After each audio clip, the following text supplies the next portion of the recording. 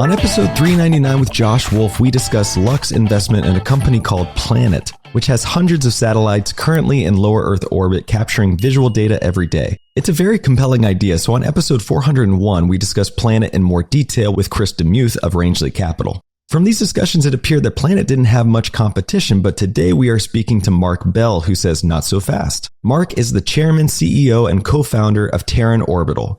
Terran has been primarily manufacturing satellites for others for the past 9 years, but has an aggressive plan to take on Planet and others in the race for Earth observation services. In this episode, we discuss Terran's fundamentals, the competitive landscape of the Earth observation as a service industry, key differences in the technology of the satellites in play, why Terran is choosing to go public through a SPAC merger, a look into the team behind Terran and the SPAC sponsorship team, Marc's experience as a private investor, and much, much more. Marc is an extremely accomplished individual who is about to realize his fifth unicorn company, meaning a company valued over $1 billion.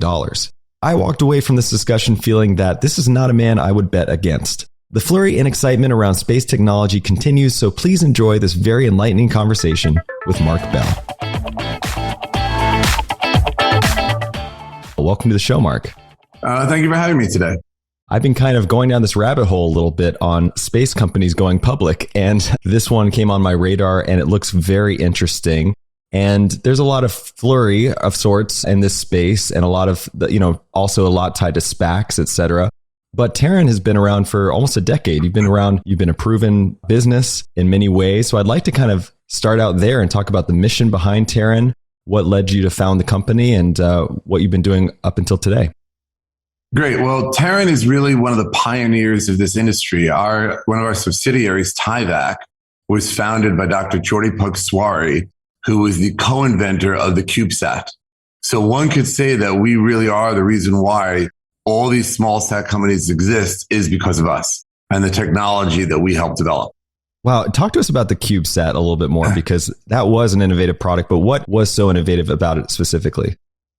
It enabled people to build satellites the size you could hold in your hand. It was literally a cube, the first ones. And it started off as an educational demonstrator, as a lot of things, and it started off in universities, colleges and universities. They were building satellites to put in orbit to demonstrate what could be done in a small form factor. And all of a sudden, the government realized that there are applications that you could do in a small form factor. And as that took off, then commercial followed. As with a lot of technology, such as the internet today, started off with the government, and today it's used by us today. So what was your particular interest in founding the company and getting into the space in the first place? You have a very interesting track record, a different background across different industries. What led you to space? As a child, I've always been fascinated with space. I was one of those kids who always wanted to be an astronaut. But, as I got older, I realized that, they don't put overweight middle-aged Jews into space. And so I went ahead, and back in the early 90s, I owned a company called Globix. We ran 28,000 miles of fiber around the world, and we were the world's largest logical peer on the internet. But in places like Eastern Europe, we couldn't reach it with fiber. So we started buying satellite transponder space. It was a company called NetSat Express, building ground stations all over Eastern Europe. And that was my first foray into space. And I've been fascinated with it ever since. And was it the particular CubeSat technology that got you interested and saw the opportunity in the space? What did it look like 10 years ago, I guess, as compared to today? It was the idea of what we could do with it. I was I was at the Milken conference, and people were talking about CubeSats. And, I was looking how all these people were building, really big satellites. And when I realized that my iPhone has more computing power than the space shuttle, why is anybody building a satellite the size of a school bus anymore? And so we got to the idea of how can we make satellites smaller, more affordable, technologically superior to where they are today? Because you think about it, most satellites in orbit today were built, especially in geosynchronous orbit, were built 25 years ago. They were built, long before the iPhone was even created. And so we are here with small sats in low Earth orbit. You're able to build satellites quickly. You're able to replace them quickly. And you keep updating the technology with every satellite you launch. So give us an idea of Terran today and just an overview of the basic financials. You have a couple of different revenue streams. So walk us through each one and give us the general overview there. We have one primary revenue stream, which is satellite solutions business. So this is where we do contract manufacturing for the U.S. government, both for NASA, the military and the intelligence community, and also commercial companies as well. We have built satellites in a wide variety. We're a bus provider and we're payload agnostic, meaning we'll build buses for electro-optical imaging, synthetic aperture radar, hyperspectral imaging, 5G, Internet of Things. Whatever you want to do, we'll help you do it. But we started building a second business called Mission Solutions around Earth observation. It started off with software-defined synthetic aperture radar, which is basically imaging the Earth at night and through clouds using radar. And then we expanded it to include electrical optical cameras as well. And that constellation will start flying at the end of next year. Got it. So you mentioned one of the clients being the Department of Defense, for the US at least, for as far as building and manufacturing these satellites. Do you ever take in business from, international countries as well? We do work with our allies, but our predominant business is national security and the national interest. So we focus very heavily on the US government. We have a strategic cooperation agreement with Lockheed Martin that has been immensely beneficial for both of us. We build everything from up to 500 kilograms now for Lockheed Martin. So we build the LM50 bus and others as well. And they've been a fabulous partner. We've been thrilled with the relationship and it continues to expand. So I want to talk about this new revenue stream you're going into, especially with this product called the PredaSAR. And you mentioned the synthetic aperture radar technology, which I'm just learning about now. Is this something that's proprietary to Terran, or is there other companies using the same kind of technology as well? So SAR was invented about over 50 years ago. It has predominantly been used by governments. It is not something that, in the US side, almost all SAR satellites today are classified. It has been a technology that we didn't invent it. But we do like to think about that we're perfecting it in terms of we are building it into a small form factor, and we're building a constellation that we're going to begin with 96 satellites. So we'll provide a very high revisit rate on a large percentage of the globe and provide the government with tactically relevant and timely information. You mentioned electro-optical earlier versus the SAR technology. So what exactly is the benefit of using the SAR? Is it on top of the electro-optical, or is it on its own? What are some of the benefits or advantages of using that? So let's think of it this way. Electro-optical, like Planet, is Earth observation 1.0. People have been taking, like DigiGlobe and other companies have been taking pictures of the Earth for decades. And there's tons and tons of satellites in orbit from the people in the US and other countries around the world photographing the Earth every day. So we call that Earth observation 1.0. Then you go to Earth observation 2.0, because the problem you have is when you're taking pictures from space, the joke is half the time the Earth is at night, half the time it's covered with clouds. Because the only way you can get a photograph from space is you need the sun to reflect off the Earth to give you the light to take a picture. You can't have any cloud cover. So you have very small windows to do it. What synthetic aperture radar does is it uses radar, which could penetrate clouds. It could penetrate night, obviously. And a computer then creates an image using that radar data. And so we call that, imaging or Earth observation 2.0. Now, what we're doing with PredaSAR is we're taking 1.0 and 2.0 and combining it together for what we call, obviously, Earth observation 3.0. Whereas we're combining imagery along with radar in a single bus to give people a complete image, day or night, weather independent, of whatever they want to image around the globe 24/7. With this new product line, what is the exact problem you're setting out to solve? Talk to us a little bit about the industries that are going to benefit from this, or who your customers will ultimately be. We solve a lot of problems with it. Imagine never losing a plane, never losing a ship. Imagine being able to look under the canopy. Because with SAR, you could, as long as you know the chemical composition of an object, you could see through things. Looking under the canopy of the Brazilian rainforest and telling you where there's indigenous tribes, where there's illegal logging. Imagine tracking, missile launchers and tanks through the forests of different countries. I mean, for national security, it has huge implications. For global warming, imagine seeing every iceberg 24/7, seeing when ice falls off an iceberg, and knowing how that affects the oceans. I mean, there are incredible uses of this in many different industries, even insurance. Wouldn't it be great to image the state of Florida the day before a hurricane and the day after a hurricane and have a computer tell you which homes already had the roofs missing or roofs damaged before the hurricane to stop insurance fraud, and how many billions of dollars that would save the insurance industry? So there are tremendous amounts of applications throughout different industries, throughout different countries for this product. Wow. So that's been part of the appeal, or at least part of the interest I've had in this space, is just the TAM seems so incredibly large. What is Terran's observation of what the TAM is for the Earth observation industry? The Earth observation industry, if we look at it over the next 5 years, not including government customers, is a $35 billion marketplace. Government budgets are mostly classified when it comes to this sort of stuff. But on the commercial side, it's a $35 billion over the next 5 years will be spent. Fantastic. So talk to us about your current TIVAC products and how they compare to the PredaSAR. Obviously, they're going after two different markets, but what was the original intention, and what have you been doing with the TIVAC satellites? Well, you can think of it as PredaSAR is really like a customer of TIVAC. TIVAC manufactures satellites. TIVAC is building satellites for our new brand PredaSAR, which is what we're going to own. So what TIVAC does is we're a contract manufacturer. We're the last independent manufacturer of small in the United States. All of our competitors have been acquired. Millennium got acquired by Boeing.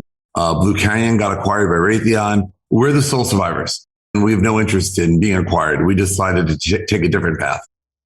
Why is that exactly? We felt on our own we could grow faster, and being independent, there's a lot of opportunity. You hear a lot from Space Force and the U.S. military that they want to expand the repertoire of vendors. They want more companies to come in. And the relationship between us and Lockheed is really the perfect relationship because, we have old space, whereas, with all the experience and knowledge that Lockheed brings to the table, with the nimbleness of an entrepreneurial enterprise like Terran Orbital. So you combine the two of them together, and we're able to have all the wisdom that we bring from Lockheed with the speed we can do at TIVAC. Got it. So how does the breakdown look of the business? Meaning it's 100% co-manufacturing essentially, or just the manufacturing part today with this intention of taking PredaSAR up into orbit and creating that revenue stream. What are the expectations of that with a $35 billion TAM? Are we thinking that PredaSAR is going to overtake the existing primary business, or is that continuing to grow at a certain rate as well?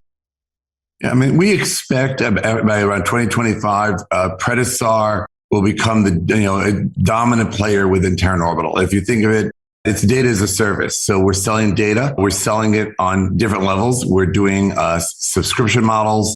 We're doing models where people can log into our satellites directly, task them, and release them to us. We will sell archived imagery, but we expect the bulk of our data to be real time and sold directly to government customers. Got it. Interesting. So I read here that the company is stating it has a $9 billion pipeline for Terran Orbital. What does the makeup of that pipeline look like exactly? That pipeline is almost predominantly government programs. We're listed on a lot of programs like the NASA Rapid Rewards Contract 4. We're on the SDA's Tranche 0. We have a lot of programs that we're on currently. We have a lot more programs that are coming down the pipe. So we view ourselves, unlike a lot of startups you see out there. We're a 9-year-old company. We've been doing this for over 30 years. This is not our first company we've taken public. We are a real management team with a real backlog, real revenues, real pipeline, and we have a real plan, and we're very excited about the future. So in episode 399, we had Josh Wolf of Lux Capital as our guest, and he introduced us to his investment in Planet, and it sounded incredibly interesting. So shortly thereafter, on episode 401, we had Chris Demuth of Rangeley on the show to discuss Planet in more detail. And on both occasions, it seemed as if Planet had this huge head start in this space, and the competitive landscape was pretty scarce. So I'm hoping you can give us a better lay of the land here, because that seems to not be essentially the case. And now being aware of Planet, Satellogic, Black Sky, Terran, and others, what does the competitive landscape truly look like for the Earth observation industry? So as far as a huge head start, the US government had a huge head start 50 years ago. We're all new. And you have companies that have been around like DigiGlobe that have been around a long time that also had a huge head start. And, but things are changing. Just because you're the first doesn't mean you're the best. Just ask MySpace, Lycos, a lot of Yahoo. There's a lot of companies out there, they were first, but they weren't the best. And, we've watched everybody. Our satellite that we're building for PredaSAR is dramatically larger in mass than almost all. If we take all of our competitors and combine them together, we're still larger, almost larger than all of them combined. We're a 350 kilogram satellite to start, which is about the size of a small fridge. It means we have pack a lot of power, capacity for secondary payloads. There's a lot of things we can do on our satellite that they just can't do. You've got people putting up there, Cubesats, they're toys, they're cute, they're fun. But at the end of the day, the world's moving beyond that. They were great at the time, but we're building adult-sized satellites.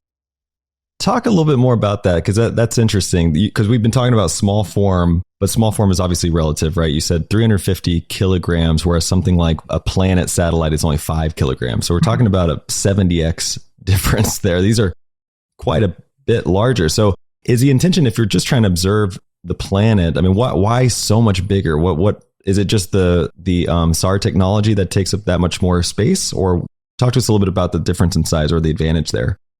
Size is a few things. With size, you can have a lot of power. So you have a lot of batteries on board. So you're not married to the sun, meaning when you go around the Earth, you still have enough power saved up to image the planet and to download data to Earth. The more power you have on board, the more you can image, the more you can download. So you're not relied to always be in the sun to do it. And that allows us to do polar orbits, not just sun synchronous orbits. That gives us a huge advantage. It allows us to have other payloads. So we're able to take SAR and couple it with other technologies and put them on the same bus to provide also a more robust image. It allows us to do processing in space. So we'll be able to process SAR data in space, not have to download it to the Earth to process. We'll be able to have a larger aperture lens. So we get higher resolution imagery and higher processing for the imagery on the satellites. So the smaller satellite, the smaller the lens. That doesn't mean it's a bad lens. We have some phenomenal lenses that we built that are very small, but it gives you more optionality for all kinds of different technologies that when you're in a very small form factor, you don't have that ability. So this was a little bit confusing for me as well, because I know that Planet has something like 450, I want to say, satellites up in orbit already, and they're covering what I see on the materials here, one plane of the planet. But Terran Orbital is only expected to launch something like 96 satellites, but then covering 24 planes. So you have less satellites covering more, as I understand it simply, right? So I'm curious, how does that work exactly? You'd think more satellites gives you more coverage. It has to do with the SAR antenna being very large. So we're able to do strips and cover a larger piece of land than you can do on a smaller aperture lens. We're able to see a very, very narrow pinpoint part of the Earth. So we're able to cover a lot more of the planet with fewer satellites. And also you can remember, all those satellites keep deorbiting every 5 years or so. So they always got to continue to be replaced. That was actually my next question, because it seemed like with that larger satellite, I was wondering if it had the ability to stay up any longer than the others, or if not. So there's not much of a CapEx advantage, except for the fact that you're building less, I guess, of them. Do you know much about the difference in manufacturing costs, say on your satellites versus someone like Planet's? And is there a limiting factor or advantage there? When we build, I can't talk to how Planet does it. But 85% of our components on our satellites, we build in-house. So unlike most people where they buy components from all over the place, we're building everything in-house. And we recently announced a new facility up at Cape Canaveral with Space Florida. We're going to be building the world's largest satellite assembly facility, over 660,000 square feet. To end, it's almost 1 kilometer long. And that will, economies of scale, help drive down costs. So we'll drive down our costs and our total cost of ownership in our satellite and other satellites we build for other people dramatically over the next decade. From what I saw, that would allow you to then produce something like 1,000 satellites per year. So how does that compare to maybe other competitors in the space as far as production goes?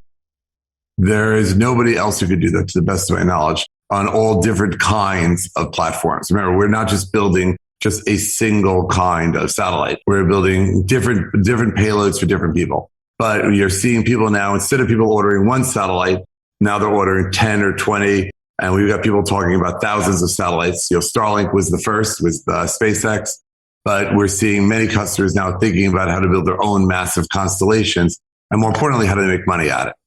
And so we like EchoStar, for example, we just launched 3 satellites for, and that's hopefully the beginning for them of many. It's interesting that you are choosing to go into Earth observation with these satellites, given your background as far as laying down fiber for the internet, et cetera. You've got Elon with the SpaceX Starlink internet, right? Through satellite. And one would think you might be going in that direction, but you're not. You're choosing the observation direction. I'm curious as to why. When you think about, what people are doing with Starlink and internet from space, we wanted something that had high barriers to entry. And, Internet of Things is, relatively easy to use. Internet from space has been around for over a decade. I think Iridium, or maybe some before Iridium, was one of the first to do it a long time ago. But software-defined synthetic aperture radar, that's new. And that's very, very complicated. It's a lot of math to design the antennas and to have the resolution that we have. And so we're it's a very difficult business to get into. It's not easy like 5G or something like that. Hey, I am so excited about this sponsor that we have. The name of the company is Fold. They have a Visa debit card, and here's the card right here. I use this thing literally every single day. Every time I swipe it, I get at least 1% back in rewards, and the rewards are in Bitcoin. And some of the rewards go as high as 100%. There's even a full Bitcoin that you can win. After you swipe the card, you spin this little wheel on their app, and then it produces the reward. But the lowest reward you'll get is a 1% reward. The thing I really like about this card is you can also, on their app, buy gift cards. And so Amazon is one of the partners that they have, and you can go out and buy an Amazon gift card, and you get 5% back when you use this card. And so like all your Christmas shopping or whatever it might be that you're doing on Amazon, you're getting 5% back. It's all paid to you in Bitcoin rewards. You can withdraw those Bitcoin rewards to a self-custody wallet, whatever you want to do with it. There's no gimmicks. There's nothing that you're not seeing up front. It's just an amazing company, an amazing platform, and every single swipe I'm getting Bitcoin, so I love it. If you want to sign up for this thing, and I'm telling you, this thing is a no-brainer. Go to foldapp.com/TIP. That's foldapp.com/TIP. You'll get 20% off their spin plus annual fee when you sign up with that link. So go to foldapp.com/TIP. And do you have any concern knowing that you are a SpaceX, they have that sort of barrier to get up into space? One would think that this might be low-hanging fruit for someone like a SpaceX to enter this space as well and create their own fleet of Earth observation satellites. Do they not have much interest in that? This is really a niche product. When I say niche, it's been, historically, it's a national security product. Like I said, you can Google it. You can't find any U.S. government SAR satellites on the internet. It's been a class. It's always been classified, and will probably remain that way for a long time to come. I think there's only 13 SAR satellites of size from other nations in space total, from all the countries around the world and outside the U.S. That people are aware of. So we're filling a need, but it's a unique industry. It's complicated, and that's our advantage. And we've been doing this for quite a while. So we've been working with SAR for many years. And so we definitely have a head start advantage that way, technologically speaking. Not a lot of people might be aware of the processing advantage that you touched on earlier. But with these satellites, I think a lot of people just assume, oh, it's a satellite. I'm getting my text, instantly. It's shooting up to a satellite and coming back down. Everything's beaming instantly. But with some of these images, we're talking about hours as far as, the delay from getting the image. And I believe the technology here with Terran and maybe some others, it's cutting that down quite a bit.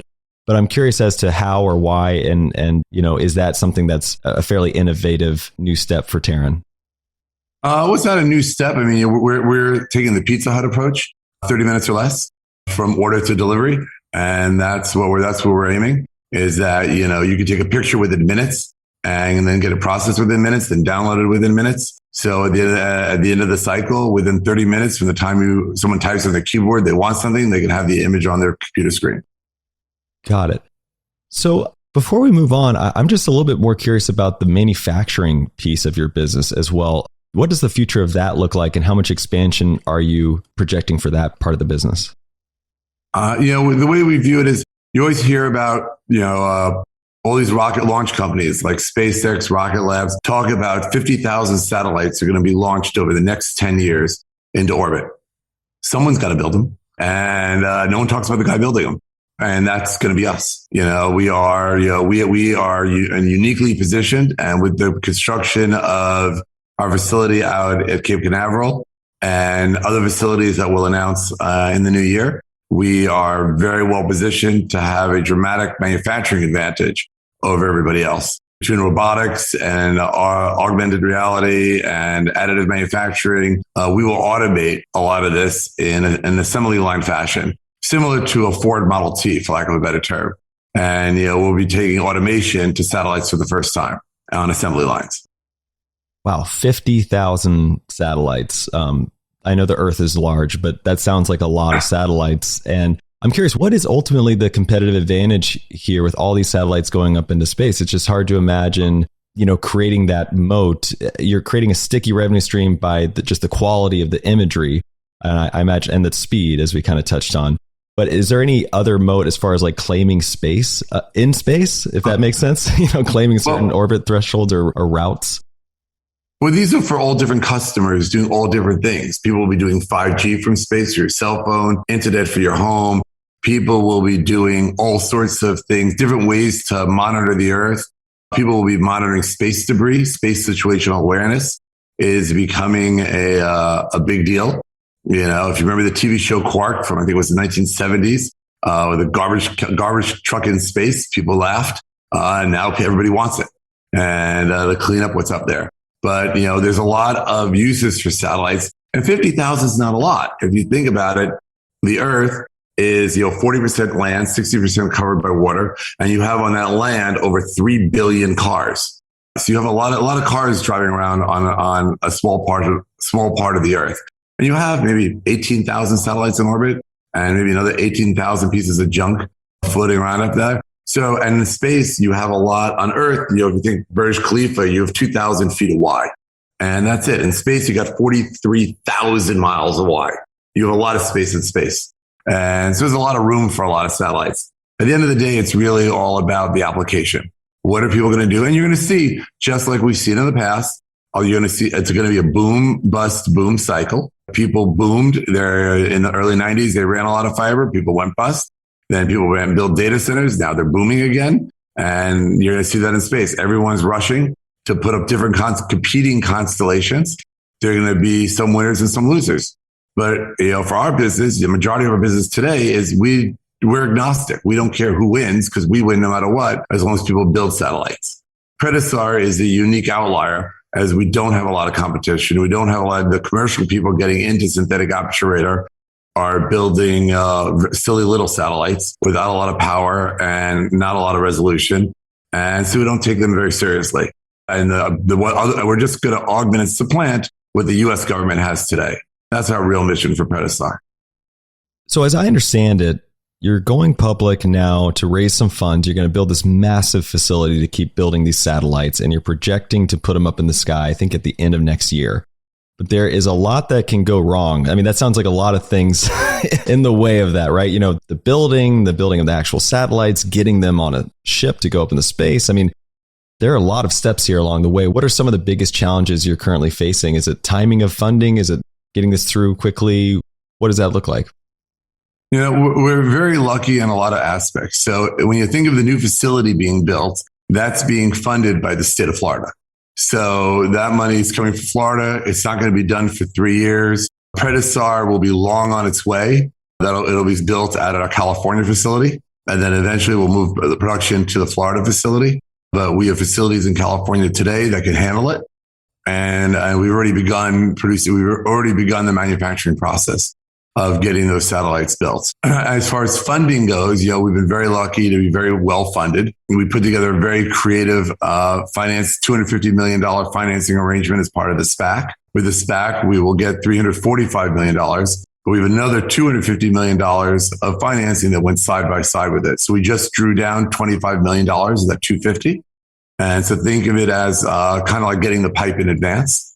And so we have constant access to capital throughout this process. So we're not capital constrained because between the 345 plus the 250, depending how much we draw down, and then 300 from the state of Florida, you're approaching almost $750 million. And that's just the next 6 months. Wow. And as I understand it, Terran did about 25 million in revenue last year. I think around 35 we're going to close out this year. Let's start with the revenue. So how does that compare to other competitors? For example, Planet did, I think, around 100 million already from this stream. What do some of the other competitors look like in size? And what is the forecast for the first year of having this up in orbit? Well, you got to compare apples to apples. So Planet is selling data as a service off their satellites. We're not selling any data as off a service. Now, our revenue numbers today are 100% manufacturing. It's a totally different business than what Planet does today. So you can't really compare that. You've got to compare our satellite solution, our Earth observation solutions business to that. But that doesn't get going for a few years. So they do have a head start, but we'll dwarf them on size revenue-wise once we're operational. And if you look at their projections going forward and ours, we're pretty confident about where we're going. Should investors look at this as just Terran has been in the space for a long time? They have a great relationship with the DoD, for example. Their relationships are big as far as revenue goes. Is there any other exclusivity that creates an advantage on the revenue piece for this observation industry? Well, it ties to, we do lots of CRADAs with the U.S. government, cooperative research and development agreements. And we do them with everybody from Lawrence Livermore Labs to Jet Propulsion Labs and many other U.S. funded entities. That gives us access to research and development. It gives us access to technologies that these commercial companies don't have. So we keep building our technology base internally that we're able to build superior products on a commercial basis as we commercialize military technologies. And maybe talk to us a little bit about the margins as well. You mentioned this new facility going live, so you're going to have some economies of scale once that is live. How will that differ from today? What's the margin improvement look like from today? I mean, we'll see margins going, in 2021, we're looking at a gross profit margin of about 26%. But as we get into a SaaS model with data as a service, you'll see gross margins hitting 75% by 2026. And so the data is a very, very high margin business. The satellite margins will also improve. You will see some price compression in terms of the satellites, but margins will improve faster than the price compression because of automation. So we'll get more sophisticated in our manufacturing process. Right now, a lot of it is by hand and bespoke. But now we're getting to a point that we're standardizing buses and standardizing satellite buses in all different sizes. And by doing that, we're able to build them in mass and build them at 2/3 the cost. What is the cost of a PredaSAR up into space? What does the cost of a PredaSAR look like today? So all in for building it, launching it, and running it for 5 years is about $20 million. And at that same time period, we'll get about $120 million of revenue. And how many customers do you think will make up that 120 million? The bulk will be a handful of customers. Wow. Incredible. So you have chosen SPAC sponsor Tailwind 2. Talk to us a little bit about why this particular sponsor. What did you see in them and what do you like about them? We picked Tailwind. We did a bake-off of a lot of different SPACs. We liked the experience of the management team there. They were very entrepreneurial. They built their own businesses. They got us. They understood us. They understood what we were going through. They had a lot of experience with technology and they had some exposure to space in the past. And so it was a very easy conversation. And that made it a lot easier because they understood what we were doing.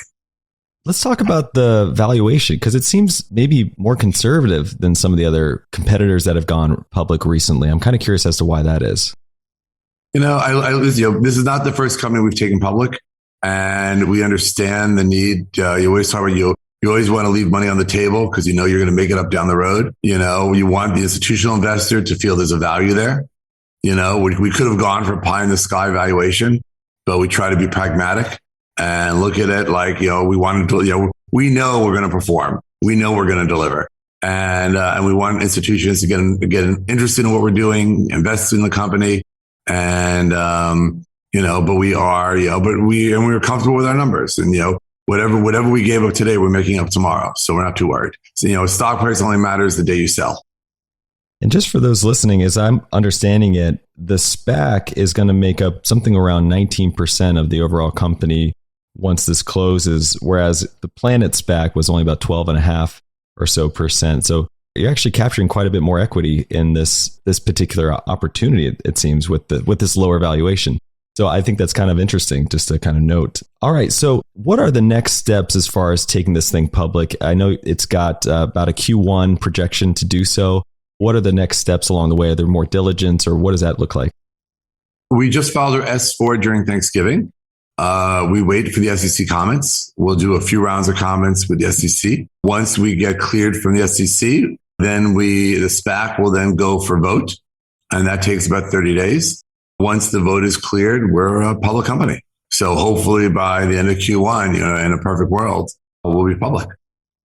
Now, speaking of the voter rights or the redemption potential, Planet just went public today. They only had a 2% redemption. And you know this because you've been around SPACs for a long time. You know that a 2% redemption is pretty extraordinary, it would seem. What does that tell you about Planet, or does it just tell you more about the space and the excitement around this in general? You know, if you look at space SPACs, everybody tries to group SPACs in one bucket, and you can't do that.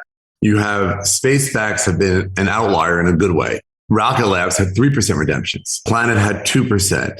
You know, space is becoming an asset class. It's becoming, you know, when people are finally acknowledging it, banks are finally bringing on analysts to cover space. They're bringing on investment bankers to bank space. It's becoming an asset class similar to automotive, similar to aerospace and defense, similar to consumer goods. As we become an asset class, you know, people want to own part of it. You know, it's exciting. Don't get me wrong. You know, people are excited about space, but they also know it's the future. And, you know, there are very few things out there that have a lot of hope in the future like space does.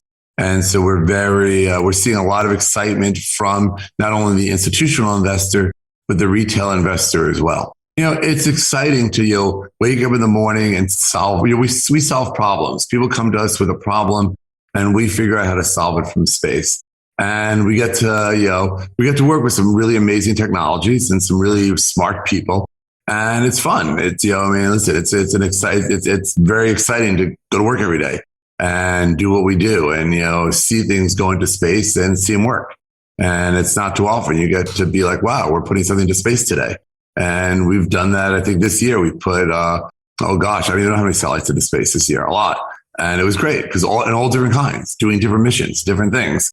We did one called SV2 with Lawrence Livermore National Labs, and that we're super excited about because we're taking optical imagery of the Earth at a fraction of the cost that's ever been done before, at a resolution that's never been done before.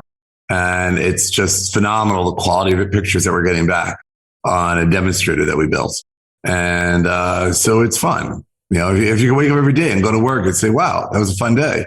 And you're doing great things and you're keeping the country safe, you know, you're checking all the boxes at the end of the day.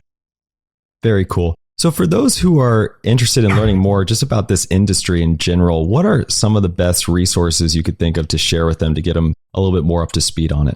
You know, there's lots of unfortunately, there's no great place to get up to speed. There are lots of websites like satellite network news, like space news. You got lots of analysts at the banks that are writing pieces, you know, that are getting better every week. You have, but there's no real depository. There's no real go-to that you have for space yet.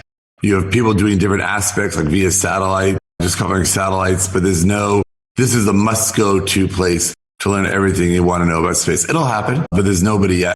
Okay, so Talk to us a little bit about the management team at Terran. I understand there's a number of different ex-military executives on the team, which is pretty unique. What is the advantage of that, or what was that intentional? How did that come about?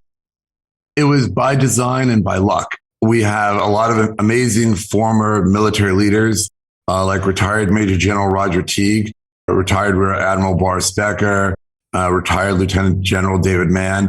These people were the customer. And it's a testament to what we're doing here.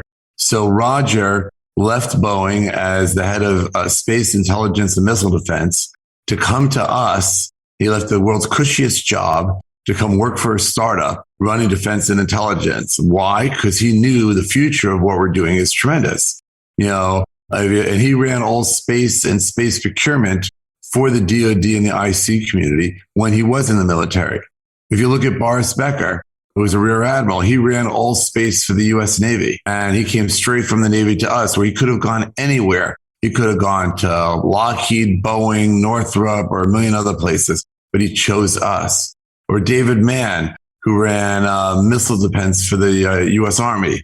And, he is another person that's just, he could have gone anywhere, and he came to us. And they're all coming to us, along with a lot of other colonels, lieutenant colonels, and all these people whose service we're very grateful for, because they were on the customer, they were on the other side, and they see the products that we're building are the products that are necessary to keep the warfighter safe and to serve our country. So it's thrilling to have such an amazing pool of talent kicking around. And speaking of talent, you're at the helm of this, but you're already a very wealthy guy. I mean, this is not your first company.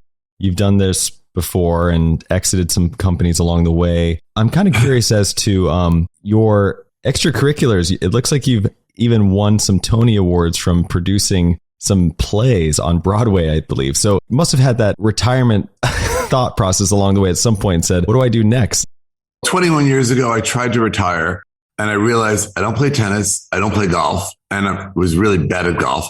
And but I liked working. And so I went back to work. And some things were done just for fun or to see if I could do it. Doing the Broadway shows like Jersey Boys or August Osage County started off as a goof. Someone asked me if I wanted me to do a Broadway show. And I'm like, I don't even like Broadway. Why would I do this? But, I said, if I'm going to do it, I'm going to do it. I have two conditions. One, I want to win a Tony Award. Two, I want to make money. If I can't do both, I don't want to do it. And my buddy goes, done deal. He was, as a joke.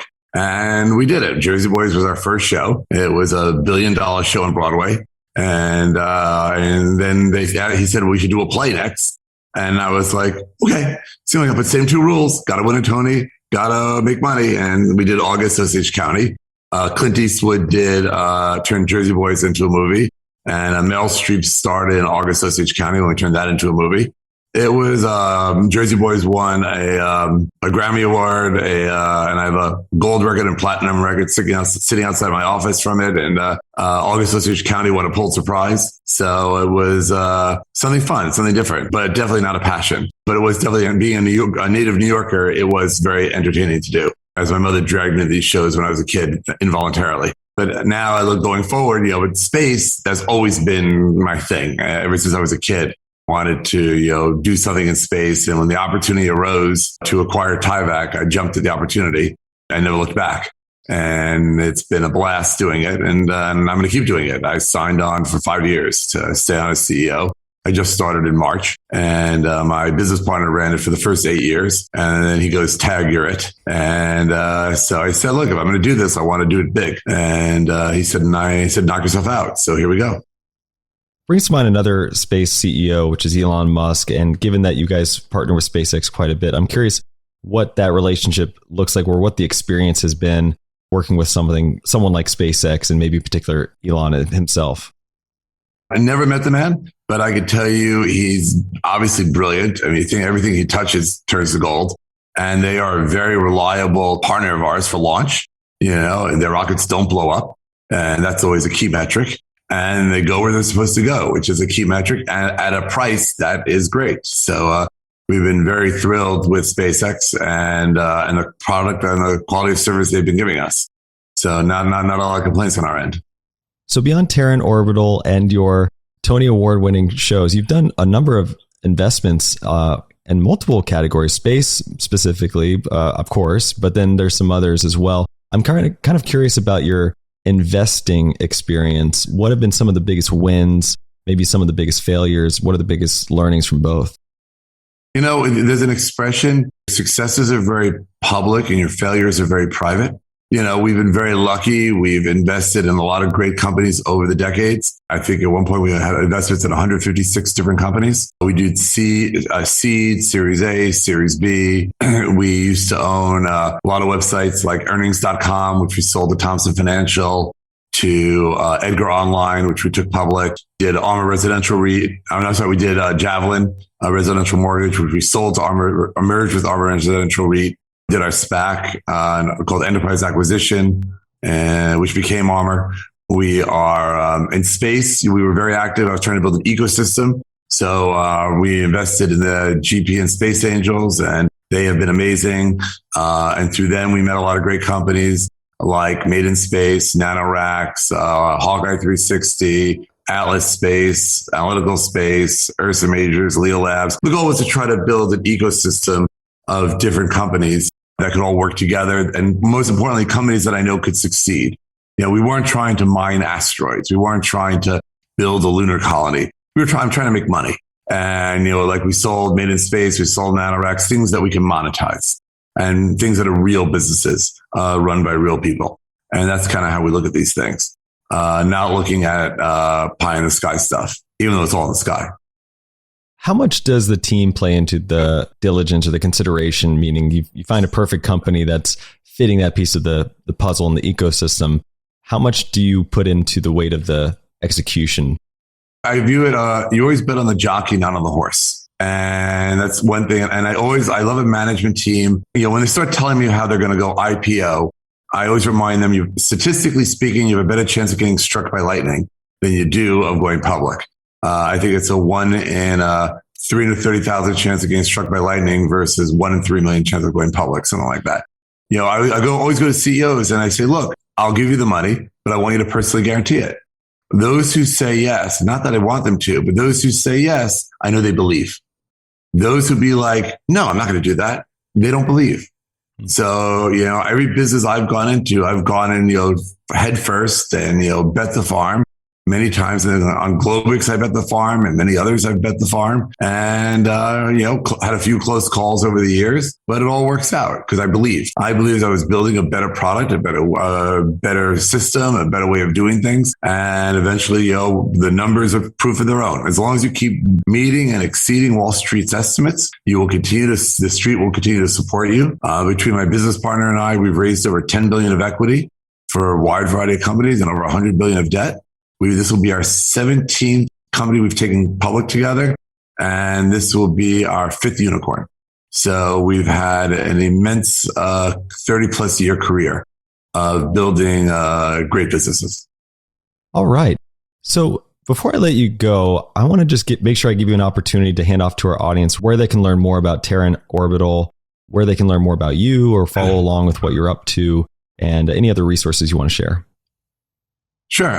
People can learn more about Terran Orbital at terranorbital.com. I finally got a Twitter account. I'm at Marc Bell, Marc with a C, and you know, look forward to hearing from everybody. Fantastic. Well, Marc, this is really enlightening. I'm very interested in this space, and this is just another piece of the puzzle that I'm putting together, and it was really cool to learn about. So thank you for coming on the show. I look forward to it, and I look forward to meeting you one day. All right, everybody, that's all we had for you this time. If you're loving the show, please don't forget to follow us on your favorite podcast app. And I'd like to thank the folks on Twitter who brought to my attention that there are other competitors in this space. If you want to reach me on Twitter, you can find me at Trey Lockerbie. And if you're looking for opportunities for your portfolio, the best place to start is our TIP Finance tool. Just Google TIP Finance and it'll pop right up. And with that, we will see you again next time.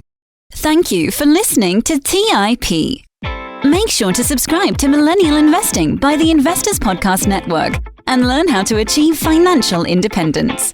To access our show notes, transcripts, or courses, go to theinvestorspodcast.com. This show is for entertainment purposes only. Before making any decision, consult a professional. This show is copyrighted by the Investors Podcast Network. Written permission must be granted before syndication or rebroadcasting.